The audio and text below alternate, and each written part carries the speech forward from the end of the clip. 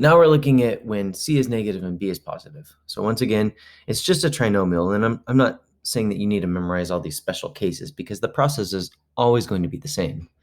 What you're doing though is going to be, it's easier if you can pick up on these, if C is negative, then you try this, and it just helps you narrow down your options. So if C is negative and B is positive, so that's in this case. So A in this case is 1, B is 5, and C is negative 14. So once again, we're looking for two numbers that multiply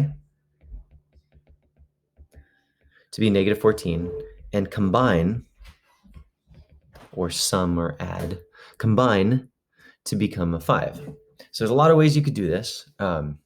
So you can have at it, go try to figure out which numbers multiply to be negative 14. And I usually say, well, keep it easy. Try 1 times 14, 2 times 7, 3 times, oh wait, 3 doesn't work. So stop that one. 4 times, oh wait, 4 didn't work, so that doesn't work. 5 times, well, that doesn't work. 6 times, well, that doesn't work. 7 times, oh, 7 times 2, but you're like, wait, didn't I just have that?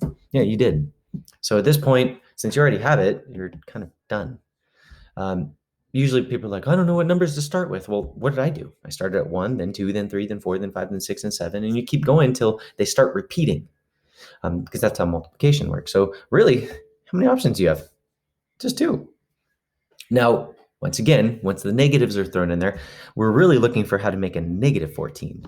So that's a little more confusing because you're like, well, negative 14. Well, 1 times 14 is positive 14. Throw a negative in there.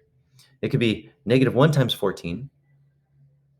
That'll give you negative 14. Or it could be 1 times negative 14. So that's where we get a little more complicated with the negatives, but just throw it back and forth. One of them has to be negative. And the next would be 2 and 7. One has to be negative. So if we make the negative 2 there, then we can do 2 times negative 7 here. So just like before, you have 4 options. It has to be one of these pairs. You just have to figure out, well, which one, when I combine them or add them, will give me a 5. So that's kind of what they're walking through down here. So they kind of walk you through. You can read this paragraph, which I think is fairly clear. It says, first complete the table, which is what I did kind of on the right and handwritten. So to complete the table, it gave you the factors negative 1, 14, negative 2, and 7, which are the ones that I gave you at the very top. But then when you combine the factors or add them, the first set will give you a 13, and the second set will give you a 5. So which one is it? Which one gave us a B, a 5? And yep, you're right. It's this one here.